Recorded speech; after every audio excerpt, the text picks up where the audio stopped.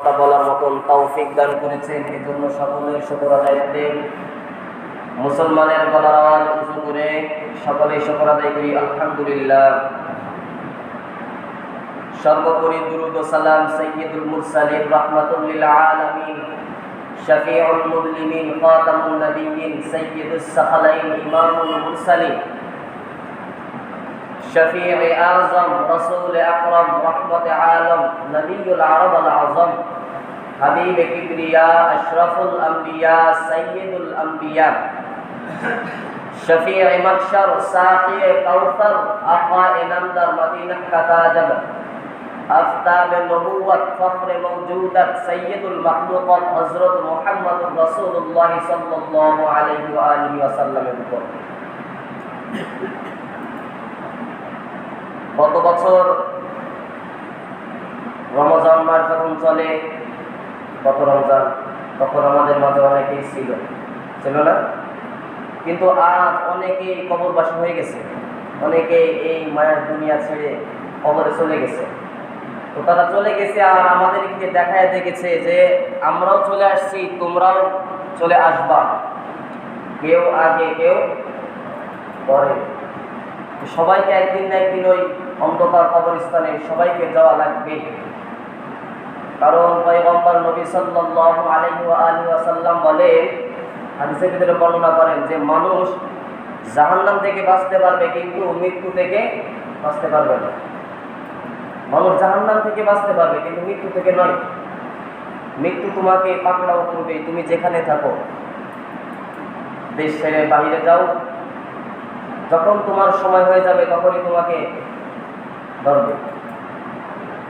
এজন্য মুসলমান, আসলে আমরা বয়ান শুনি,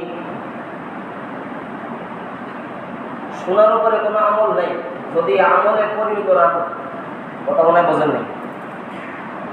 বাংলাদেশে যখন এই যে মাহফিলগুলো হয়, প্রতিদিন হাজার হাজার প্রোগ্রাম বাংলাদেশে হয়, এরপরে আসলে মাহফিল দিয়ে জীবন সাজানো যায় না। তবে মসজিদের ইমাম খতিব ইনার কথাগুলো যদি আপনারা ঠিক মতন শোনেন তাহলে জিন্দেগি পাল্টায় যাবে, কথা বলছেন না? ওই জন্য আল্লাহ পাক রব্বুল ইজ্জত আমাদেরকে দুনিয়াতে সৃষ্টি করেছেন, একমাত্র উদ্দেশ্য হলো যে বান্দা তুই আমি আল্লাহর ইবাদত করবি, এজন্য আমি আল্লাহ করে দুনিয়াতে সৃষ্টি করলাম, অন্য কোনো উদ্দেশ্য মাকসাদ নাই। বান্দা তো যা লাগবে আমি আল্লাহ সব দিয়া দিব, তো খানা দরকার আমি আল্লাহ ব্যবস্থা করে দেব, সব কিছু আমি আল্লাহ ব্যবস্থা করে দেব। কিন্তু বান্দা যেখানে যাবি আমি আল্লাহকে স্মরণ করবি, গুনাহের কাজ করবি তার আগে আমি আল্লাহকে স্মরণ করবি, কবরের আযাবের ভয়, জাহান্নামের ভয়, যে আমি আল্লাহ কত কঠিন ভাবে জাহান্নাম বানাইলাম। আমি আল্লাহ ওই জাহান্নামের আগুন 1000 বছর জ্বালানোর পর ফেরেশতাদেরকে বললাম, ফেরেশতারা আরো 1000 বছর জাহান্নামের আগুন জ্বালাও। কয় হাজার বছর? 2000 বছর। আল্লাহ পাক রব্বুল আলামিন বলেন আরো 1000 বছর। কয় হাজার বছর? 3000 বছর। 3000 বছর জাহান্নামের আগুন জ্বালানোর পর আল্লাহ পাক রব্বুল আলামিন আদম নবীকে দুনিয়াতে পাঠাইলেন। আদম নবী আল্লাহকে ডাক দেয়া কয়, ও মালিক, দুনিয়াতে পাঠাইলে পাকশাক করে খাওয়া লাগবে, আগুনের দরকার ব্যবস্থা করিয়া দাও। আল্লাহ পাক রব্বুল আলামিন জাহান্নাম থেকে জিবরাইলকে বললেন, জিবরাইল যাও জাহান্নাম থেকে ওই আমার যে 3000 বছর জাহান্নামের আগুন জ্বালাইলাম ওখান থেকে সামান্য একটু আগুন আদমকে দিয়া দাও। আদম নবীর পাতলের উপরে দা মাত্র মাটির পাতল পুড়ে ছাই হয়ে গেল, এত পাওয়ার আগুনের। আদম নবী ডাক দিয়ে কয়, ও মালিক, এত পাওয়ার আগুন আমার লাগবে না। আল্লাহ পাক রব্বুল আলামিন বলে, ও ফেরেশতা, ওই আগুনটারে সাগরের মধ্যে 3টা চুপানি দাও, এরপরে আদম রেজা লাগে দাও, বাকিটা পাথরের মধ্যে ছেড়ে দাও। কত কঠিন আগুন! এরে আল্লাহর বান্দা নবীর উম্মতের দল, তাহলে জাহান্নামের আগুন কত ভয়ঙ্কর আগুন! দুনিয়ার সামান্য আগুন সহ্য করতে পারো না, দুনিয়ার আযাব। জমিন থেকে 9,30,00,000 মাইল উপরে সূর্য জমিনের মধ্যে আলো দেয়, তাপমাত্রা সহ্য করা যায় না। রাতের বেলা সূর্য জমিনের মধ্যে আলো দেয় না, এরপরও ঘরটা যেন কেমন গরম হয়ে থাকে। এরে আল্লাহর বান্দাগুলা, সামান্য 1 গ্লাস গরম দুধ ঠান্ডা না করে পান করতে পারো না, সামান্য গরম, তাহলে জাহান্নামের আগুন কেমন করে সহ্য করবি রে যুবক? এরে আল্লাহর বান্দা নবীর উম্মতের দল,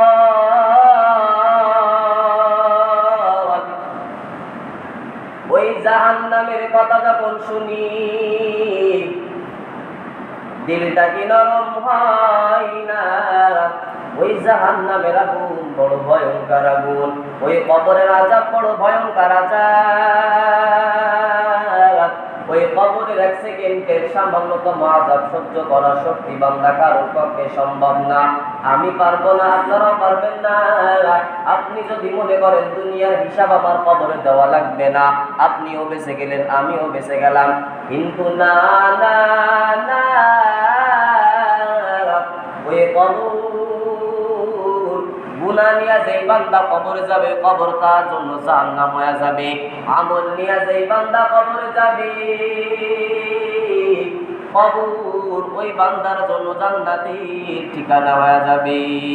এরে আল্লাহর বান্দা নবীর উম্মতের দল, যেই বান্দা গুনাহ নিয়ে কবরে যায়, কবরের রাখা মাত্র যখন সমস্ত মানুষগুলো কবরের কিনারা থেকে চলে আসে, আসা মাত্র প্রশ্ন করা শেষ, যখন জিন্দেগি হিসাব যখন আমল নামা থেকে নেওয়া হবে, তখন ওই কবরের 2 পাশের মাটি যদি গুনাহ নিয়ে যায়, কবরের 2 পাশের মাটি এমন ভাবে চাপ দিবে, বুকের খাঁচার মধ্যে অপর হাড়টি ভেঙে চুরমার হয়ে যাবে। এত ভয়ঙ্কর আযাব, ওই আযাব সহ্য করতে পারবি না রে মুসলমান। ওই কবরের আযাব বড় ভয়ঙ্কর আগুন। কবরের মধ্যে 1টা না 2টা না 70 থেকে 99টা সাপ কামড়াইতে থাকবে গুনাহের কারণে। এরে আল্লাহর বান্দা নবীর উম্মতের দল, জিন্দেগি কি বরবাদ হয়ে গেল নাকি? 50, 60, 65 বছর পার হয়ে গেল, এখনো নামাজ পড়তে পারো নাই, নবীর সুন্নাতের আদর্শ মোতাবেক জীবনটা পরিচালনা করতে পারো নাই। এরে আল্লাহর বান্দা নবীর উম্মতের দল, হযরতে ওমর অর্ধ জাহানের খলিফা, খলিফাতুল মুসলিমিন, হযরতে ওমর ঈদের দিন সবাই আনন্দ করে। ওমর ফারুক রাদিয়াল্লাহু তাআলা আনহু ঘরের দরওয়াজায় তালা লাগাইয়া কান্নার আওয়াজ। আবু হুরায়রা জিজ্ঞাসা করলে, ওমর সবাই তো আনন্দ করে, তুমি কেন আজ কান্না করো? বলে, যার কোনো চিন্তা নাই, যার কোনো পেরেশানি নাই, সে করবে আনন্দ, আমার আবার কিসের আনন্দ? আবু হুরায়রা ডাক দিয়া কয়, ও তোমার তো কিসের চিন্তা, কিসের এত পেরেশানি? বললে, রমাদান পার হয়ে গেল, রোজা রাখলাম, কবুল হলো কিনা জানি না, কোরআন তেলাওয়াত করলাম, কবুল হলো কিনা জানি না, তারাবি পড়লাম, কবুল হলো কিনা জানি না। এরে আল্লাহর বান্দা নবীর উম্মতের দল, সাহাবী আবু হুরায়রা রাদিয়াল্লাহু তাআলা আনহু বলেন, ওমর পয়গম্বর নবী তো তোমার নামে জান্নাতের সুসংবাদ দিয়েছেন। ওমরে ফারুক ডাক দিয়া কয়, ভাই আবু হুরায়রা, যেই মালিক জান্নাতের সুসংবাদ দিয়েছেন, টিকিট প্রাপ্ত বানাইলেন, আমি ওমরের কোনো কারণ বশত যদি আমার মাওলা আমার উপর বেজার হয়ে যায়, ওই টিকিট আবার বাতিল করে দিবে।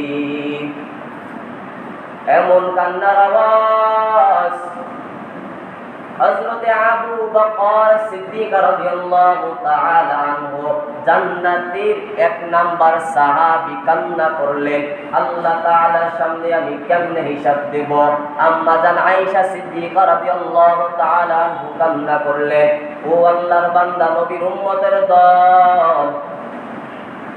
আম্মা জান আয়েশা সিদ্দিকা রাদিয়াল্লাহু তাআলা আনহু পয়গম্বর নবী যখন আয়েশার ঘরের মধ্যে আছে, রাতের আধারে ঘুমিয়ে আছে, হঠাৎ করে আয়েশা সিদ্দিকা রাদিয়াল্লাহু তাআলা আনহা তাকায় দেখেন নবী আমার নাই, বিছানায় কোথায় গেল? চিন্তা করতে থাকলো, খোঁজ নেওয়া দরকার, অন্য কোনো বিবির ঘরে গেছে নাকি জানি না। খুঁজতে খুঁজতে দেখে নবী মসজিদে নববীর মধ্যে কান্নার আওয়াজ। এরে আল্লাহর বান্দা নবীর উম্মতের দল, এমন একজন সাহাবীর নাম বলো যার জিন্দেগিতে কান্নার আওয়াজ নাই। এমন একজন খাঁটি আল্লাহওয়ালার নাম বলো যে জীবনে আল্লাহকে পাওয়ার জন্য কান্না করে নাই। এরে আল্লাহর বান্দা গুলাম, তাহলে ছোট্ট বাচ্চা যদি কান্নার আওয়াজ দিয়ে মায়ের থেকে সব দাবি আদায় করতে পারে, ওই কান্নাটুকু যদি এখন আমার মালিকের জন্য ওয়াকফ করে দেয়, আমার মালিকের দয়া কি মা বাবার থেকে বেশি নাকি কম? বেশি। তাহলে আমার মালিক বান্দা যা লাগবে আমার মালিক তো সব ব্যবস্থা করিয়া দেয়। আমার আল্লাহর কাছে যদি চা আমার আল্লাহ ব্যবস্থা করিয়া দিবি। এরে আল্লাহর বান্দা নবীর উম্মতের দল, আল্লাহ পাক রব্বুল আলামিন কোরআনের মধ্যে বলেন, ইন্নাল্লাযীনা ক্বালু রাব্বুনাল্লাহ ইন্নাল্লাযীনা ক্বালু রাব্বুনাল্লাহ থুম্মা ইসতাকামু فلا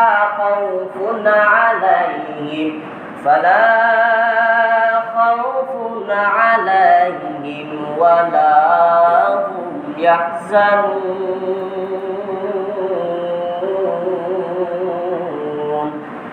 আল্লাহ পাক বলেন, যারা বলবে আমার রব আমার আল্লাহ কিয়ামতের রব, এই কথার উপরে জীবনটা মজবুত হয়ে পরিচালনা করবে।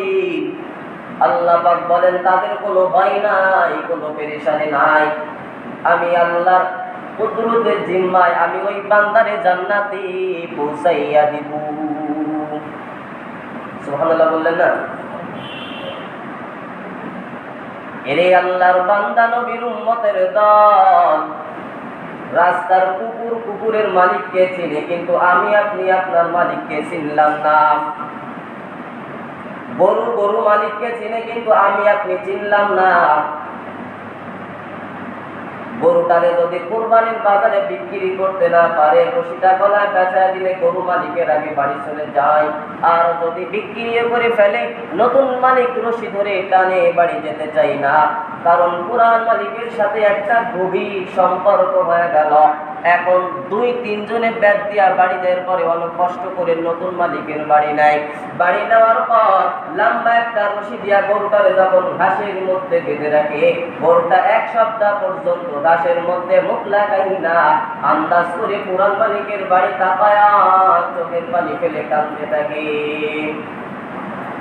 গর্ব সুরত আদমি इंसान देख अहमद को चलो हम एक साथ देख आदनीरा आदनीयत लाज़िमा वस्त उदरा कर बुना बाशत है जमास। তাহলে গরুটার কর্মসূচি কি?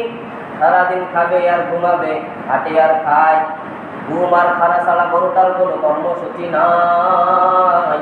তো একটা মানুষকে তো আল্লাহ দুনিয়াতে খানা আর ঘুমের জন্য পাঠান নাই। যেই মানুষটা খানা আর ঘুম নিয়ে ব্যস্ত, আল্লাহ তাআলা যে কোনো দায়িত্ব দিয়েছে কোনো চিন্তাও করে না।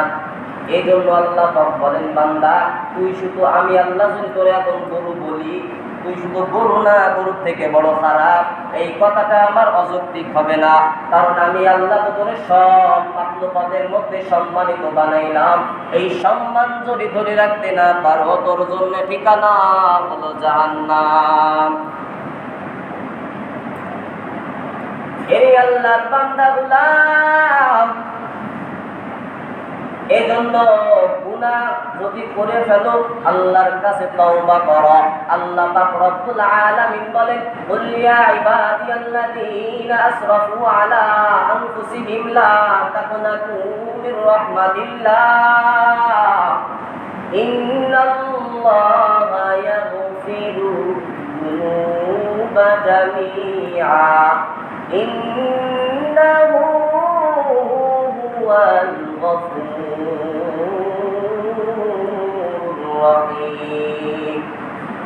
আল্লাহ রাব্বুল আলামিন বলেন, আমি আল্লাহর কাছে যদি বান্দা খাঁটি দিলে ইখলাসের নিয়তে তওবা করে, যত বড় গুনাহ হোক আমি আল্লাহ ওই বান্দারে মাফ করিয়া দিব।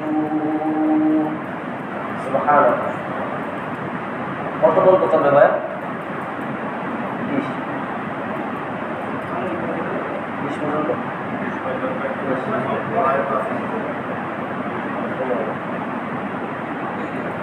এক আল্লাহর বান্দা যুবক মানুষ গুনাহ করতে করতে করতে করতে এলাকার প্রত্যেকটা মানুষ অতিষ্ঠ হয়ে গেল যুবকের উপরে। সবাই মিলে সিদ্ধান্ত নিল যুবকটারে আর এলাকায় রাখা যাবে না। জমানার নবী মূসা নবীর কাছে অভিযোগ দায়ের করলেন যে, নবী, এই যুবকের কারণে আমরা অতিষ্ঠ হয়ে গেলাম। যুবকের হাতে পায়ে রশি লাগাইয়া মা বাবার কথা সহ মানাইয়া জঙ্গলার এক কিনারে দিয়ে আসছে। ওখানে দিয়ে আসার পর ওখানেও শান্তি নাই, ওখানেও অন্যায় অত্যাচার জুলুম করে করে জীবন কাটাই। ওখানকার এলাকার মানুষগুলো ধোয়া করে জঙ্গলার মধ্যে পাঠায় দিল। জঙ্গলার মধ্যে এক পাথরের গুহার মধ্যে অসুস্থ অবস্থায় পড়ে আছে। ডানে বামে তাকায় কেউ নাই। আসমানের দিকে তাকায় পায়, মালিক, আমার অন্যায়ের কারণে আমার এলাকার মানুষগুলো সব আমার তাড়াইয়া দিল। আমার জুলুম আর অফিসারের কারণে মা বাবা পর্যন্ত ভালো চোখে আর দেখলো না। আল্লাহর বান্দা এমন গুরুতর অসুস্থ, আল্লাহর কাছে দুহাত তুলে দোয়া করে, আল্লাহ তুমি আমার এবার সুস্থ করিয়া দাও, আমি আর কোনদিন গুনাহের ধারও যাব না। আয় আল্লাহ, আমার মা বাবা যদি এখন থাকতো, এই অবস্থায় দেখলে আমার মা বাবা আমার কাছে আগায় আসতো। আল্লাহ রব্বুল আলামিন দুইজন ফেরেশতারে পাঠায় দিলেন, একজন মায়ের আকৃতিতে আর একজন বাবার আকৃতিতে। বলে, যাও যাও, ওই গুহার মধ্যে আমার এক প্রাণের প্রিয় বান্দা আছে, তার কাছে চলে যাও। যখন ফেরেশতারা একজন বাবার আকৃতি আর একজন মায়ের আকৃতি এসে ফেরেশতারা দোয়া করে, আল্লাহ সন্তানকে তুমি সুস্থ করিয়া দাও। সন্তানও দোয়া করে, আল্লাহ তুমি আমারে মাফ করিয়া দাও, আয় আল্লাহ তুমি আমারে মাফ করিয়া দাও। ওই যুবকের ইন্তেকাল হয়ে গেল, ফেরেশতারাও চলে গেল। আল্লাহ পাক রব্বুল আলামিন মূসা নবীর উপরে ওহী নাযিল করে বলেন, মূসা যাও, অমুক জঙ্গলার মধ্যে পাহাড়ের গুহার মধ্যে আমার এক বান্দা ইন্তেকাল করছে, তাকে নিয়ে আসো, দাফন কাফনের ব্যবস্থা করো। তখন মূসা নবী দিয়ে দেখে ওই যুবক যার কারণে আমরা প্রত্যেকটা মানুষ অতিষ্ঠ হয়েছিলাম, আল্লাহ পাক রব্বুল আলামিনের কাছে কেমনে প্রিয় হলো। মূসা নবী আল্লাহকে বলে, আল্লাহ এই বান্দা কেমনে আপনার প্রিয় বান্দা হয়ে গেল জানতে চাই। আল্লাহ পাক রব্বুল আলামিন বলেন, ওই বান্দা যখন আমি আল্লাহর কাছে দোয়া করছি, মাফ চেয়েছি, পরবর্তী গুনাহের জন্য ক্ষমা চেয়েছে, আগামী গুনাহ করবে না পাক্কা নিয়ত করেছি, আমি আল্লাহ আর সহ্য করতে পারি না, আমি আল্লাহ আমার ওই গুনাহগার বান্দাকে মাফ করিয়ে দিয়েছি। সুবহানাল্লাহ। এই জন্য বড়বাজারের মুসলমান, আমিও এলাকার সন্তান, কেউ আমার দাদা, কেউ চাচা, কেউ বাবার বয়সী, তো সকলের অনুরোধ যে রমজান আসছে, চলে যাচ্ছে, বছর ঘুরে চলে যাচ্ছে, কিন্তু আমাদের নামাজের খবর নাই। রাখবেন না, নামাজের খবর নাই। দোকানে বসে বসে কেউ বিড়ি টানে, কেউ সিনেমা দেখে, এগুলো হয়ে গেছে। এগুলো কি আল্লাহ তাআলা পছন্দ করে? কথা বলেন, এগুলো আল্লাহ রাব্বুল আলামিন পছন্দ করে না। তাহলে আপনি কেন এগুলো করতেছেন? আল্লাহ তাআলা আপনাকে মহব্বত করে দুনিয়াতে সৃষ্টি করেছেন। আল্লাহ পাক রব্বুল আলামিন আপনাকে সবথেকে শ্রেষ্ঠ মাখলুকাত হিসেবে দুনিয়াতে সৃষ্টি করছেন। তাহলে আপনি যদি এগুলো করেন, তাহলে এগুলো কি নবীর বিরুদ্ধে চলে যায় না? নবী কি বলছে কখনো দোকানে বসে সিনেমা দেখো বলছে? বিড়ি টানো বলছে? এজন্য আমরা আজ থেকে পাক্কা নিয়ত করি যে আজানের আগে আগে ইনশাআল্লাহ আমরা মসজিদে হাজির। এক ওয়াক্ত নামাজ বাদ দিব না, যেখানেই থাকবো, যে অবস্থায় থাকবো, নামাজ বাদ দিব না। নিয়ত করা যায় না ইনশাআল্লাহ? ইনশাআল্লাহ আল্লাহ পাক রব্বুল আলামিন আমাদের সকলকে দিনের পথে থাকার তৌফিক দান করেন এবং বেশি বেশি খেদমত করার মতন তৌফিক আল্লাহ পাক রব্বুল ইজ্জত আমাদের সকলকে দিলে তৈয়ার করে দেন। সকলেই বলেন আমিন। আলহামদুলিল্লাহি রাব্বিল আলামিন। আমরা যারা সুন্নাত পড়িনি, 4 রাকাত কবলা জুমার সুন্নাত পড়িনি।